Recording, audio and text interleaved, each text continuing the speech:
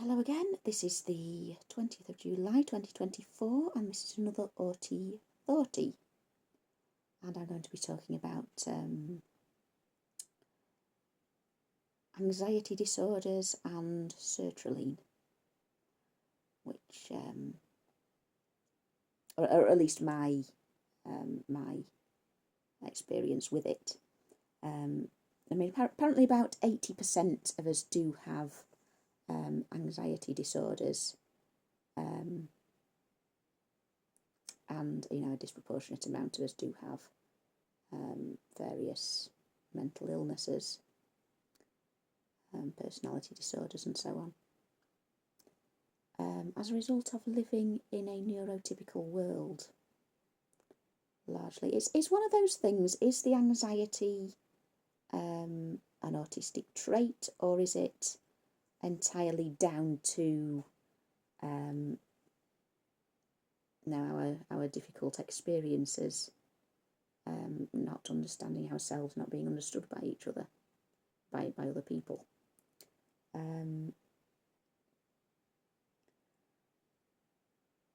So I was diagnosed with anxiety. I forget the exact date, but it was definitely the third quarter of 2014, so it's pretty much exactly a decade ago. What happened was, I actually went to the doctors looking for, an autism diagnosis. But the doctor said, well, seeing as you have a job and you have a friend, you clearly can't be autistic. But he did diagnose me with general anxiety disorder, which was probably one of the best things that ever happened to me, to be honest, because I was prescribed Sertraline. It's described as a selective serotonin reuptake inhibitor. So it sort of affects the way your brain processes serotonin. I can't say exactly how it works. I'm not a doctor or a pharmacist. I can only say it did work. It worked an absolute treat. I didn't notice any difference at all for about 5 days. When it was the 5th day, I'd gone to the supermarket, and I remember very clearly, it's the strangest thing, I realised while I was packing my bag, I'd put my purse down on the counter, just on the checkout. I got my purse out to pay, and I put it down on the checkout. And I'd never done that, I would not let it out of my hand unless it was, sort of safely in my handbag, just for fear of losing it or someone snatching it or anything like that, it just wouldn't happen. And I realised I'd put it down on the checkout while I packed my bag. It was working. There was, a tangible difference. And from there on in, my life improved. I did all sorts of things that I wouldn't say I wouldn't have dreamed of, clearly I dreamed of these things, but, would never in a million years have actually done. Like, I bought my own house.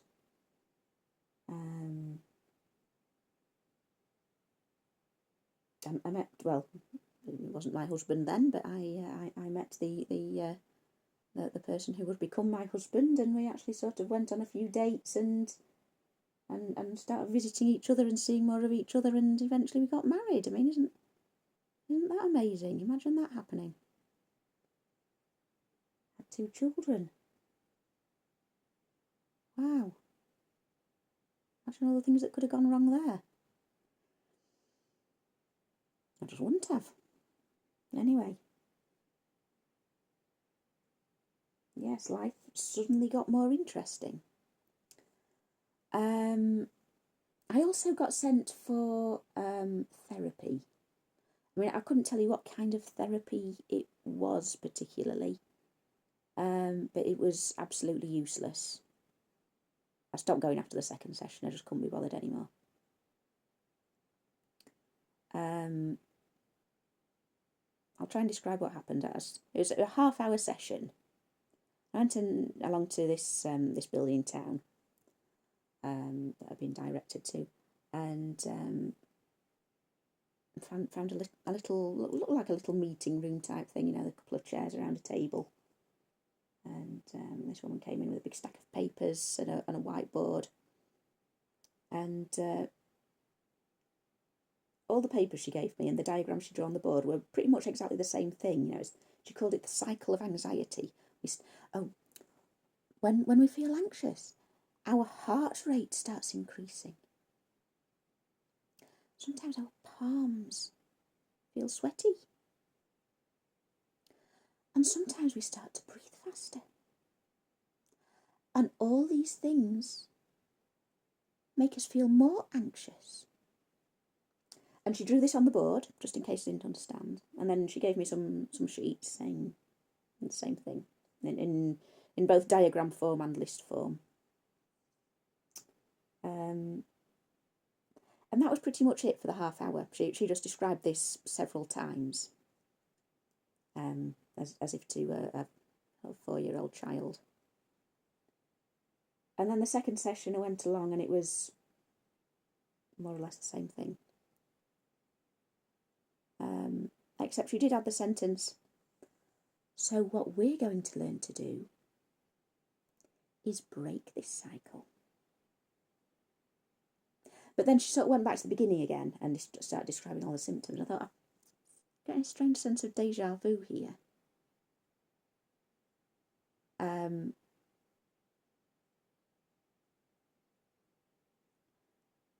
And then I left the session, and then I had to go for a review with the doctor. And she filled in a form and found that I'd been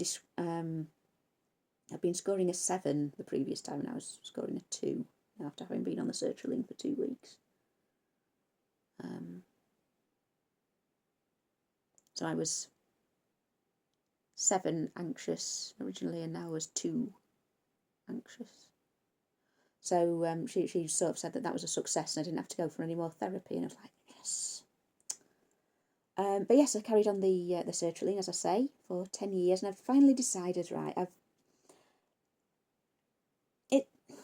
there's several reasons why I think it's just time to call it a day. I mean, the first one is, the most important one, I don't actually know if I still need it. I don't know if I'm just taking it for no reason whatsoever.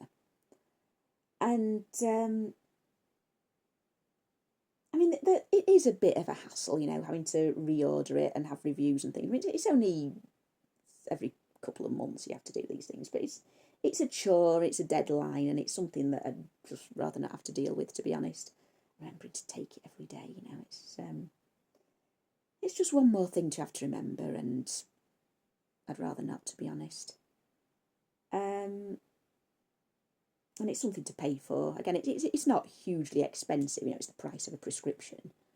But again, it's money I could be spending on something more fun, you know. And if I don't have to spend it, I'd rather save it, you know.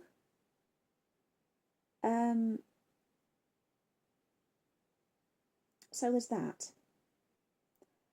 And life has moved on a lot, you know. I'm older and wiser, and the situation I find myself in is very different.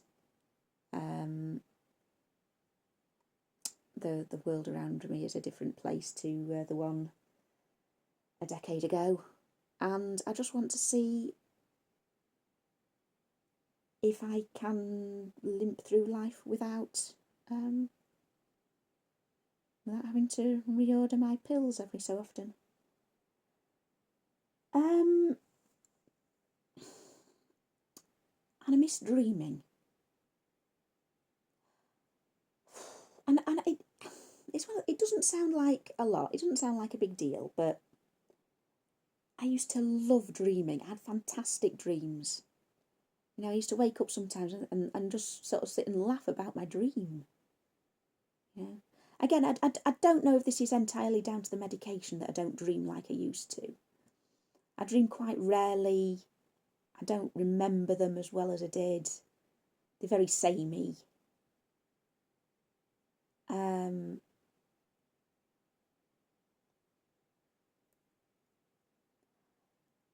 But if it brings back the sorts of dreams I used to have, then that would be great.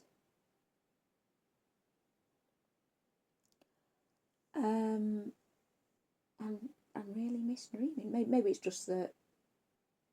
Maybe it's just a getting old thing. Getting older, having other things on my mind, you know.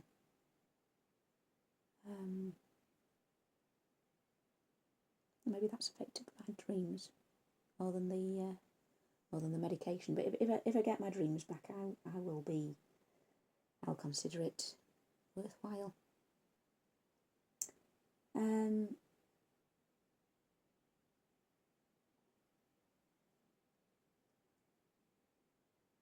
the other one, I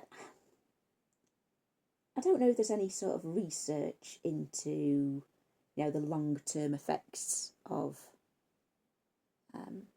taking medication of this kind.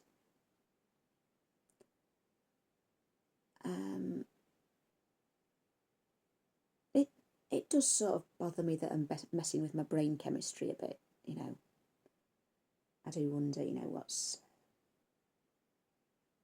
what's actually going to happen as I get older. How is it going to affect my body? How is it going to affect my my hormone levels and my brain and everything as I move from kind of adulthood into middle age and old age? I mean, it might be a positive thing. It might mean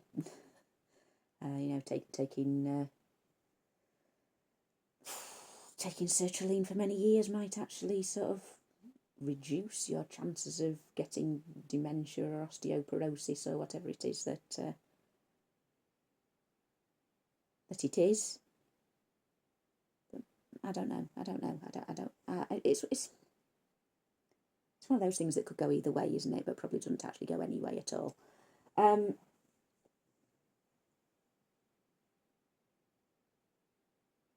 But yes, it's a worry.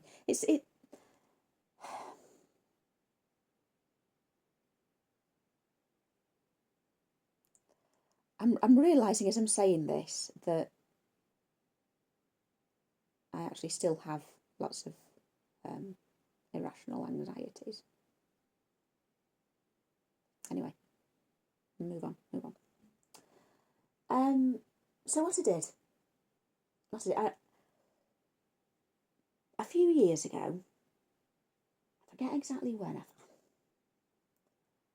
I think it'd be about 2016.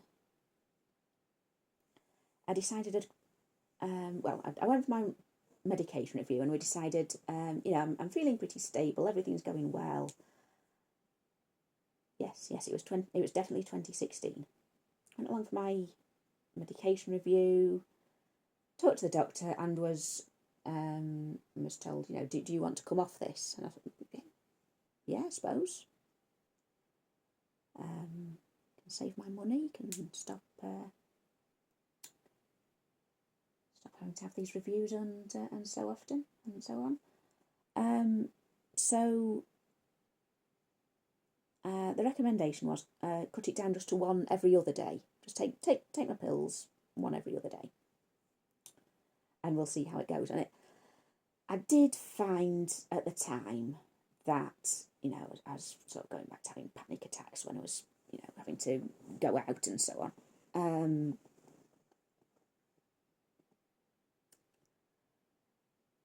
So I went back to one a day, and that vanished again.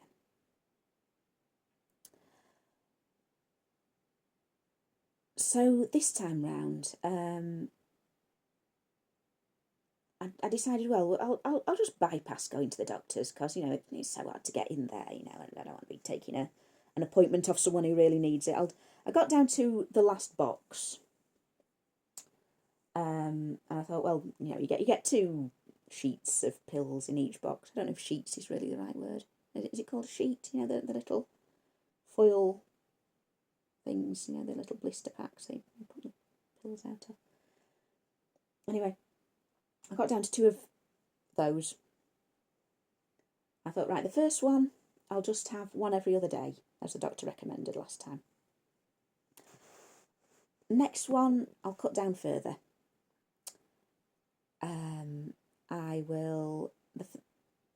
I'll have half of the pack, 1 every 3 days, the other half of the pack every 4 days. If I find them sort of going back into my old ways, I can just start taking it 1 a day again and order some more. You know, I've still got the repeat prescription all ready to go, you know. Just need to click and collect from the chemist. Anyway,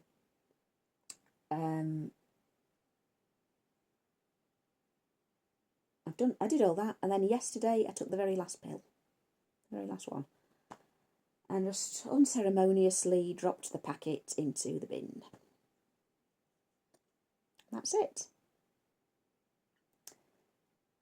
No more sertraline for me, unless I do find that I'm falling back into my bad habits. But so far, I'm feeling absolutely fine. I've had no problems at all. I mean, I have had a few kind of stressful situations that I've not, you know, completely blown up about. You know, I don't think I've been particularly kind of snapping at my kids or anything like that. I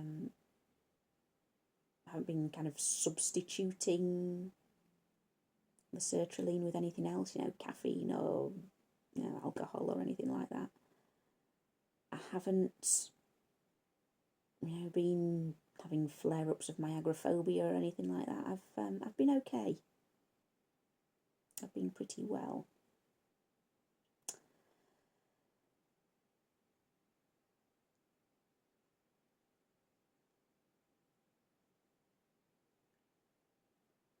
As I say, I still have the prescription, you know, ready to go if I feel the need, but I have not yet felt the need. The only thing you can really anticipate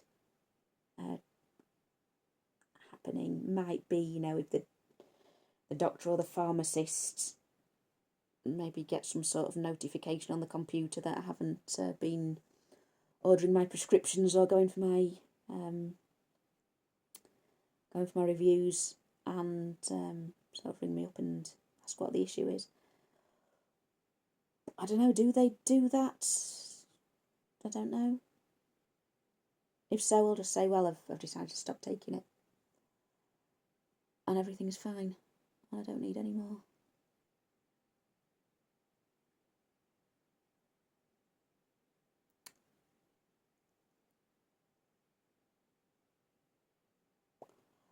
I don't know, can I can't say that I recommend sertraline or SSRIs in general to everybody who has the same issues I do, because I've met a lot of people who say they have they've had side effects, or it's actually made them feel worse. Or I actually know someone who said it was doing okay. It was doing okay on it, and then it just suddenly stopped working, and he went into a complete psychosis for some reason. And as I say, I don't know exactly how it works, or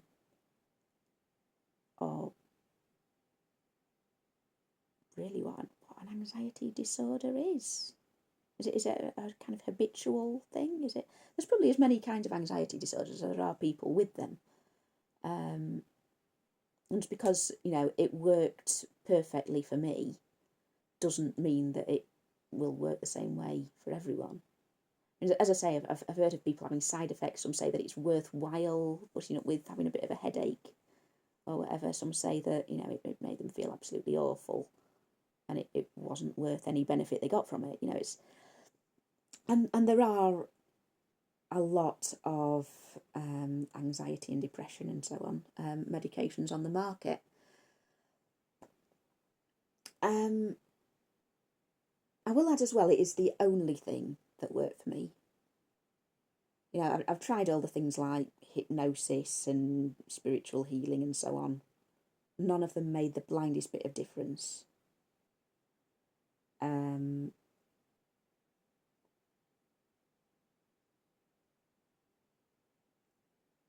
Although again, you know, other people have different experiences.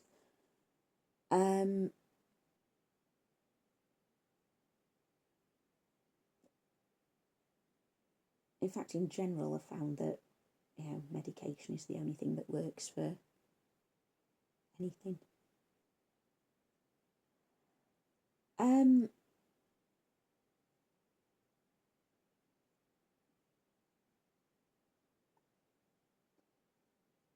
But yes, it's. I think the reason it took me so long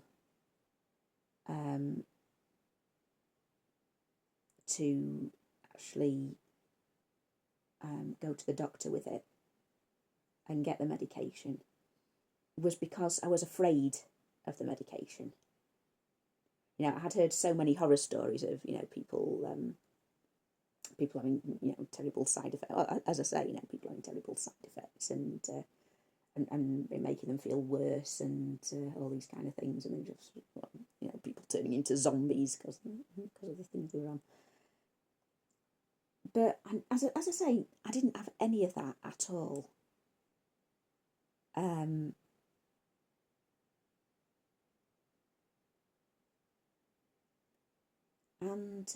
yeah, it's been a completely smooth ride.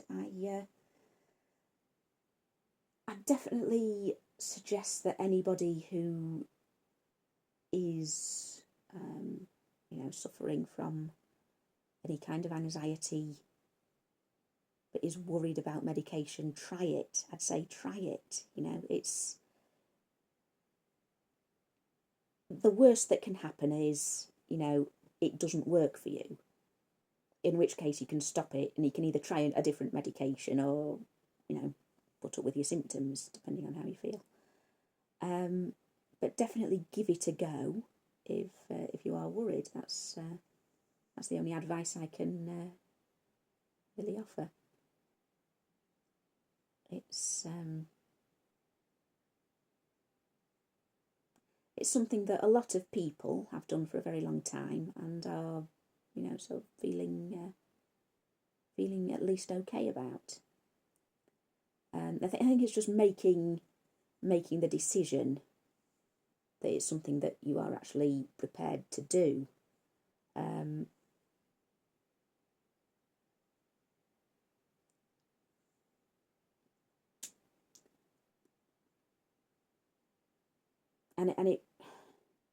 it won't necessarily cure everything overnight, but it can make things better.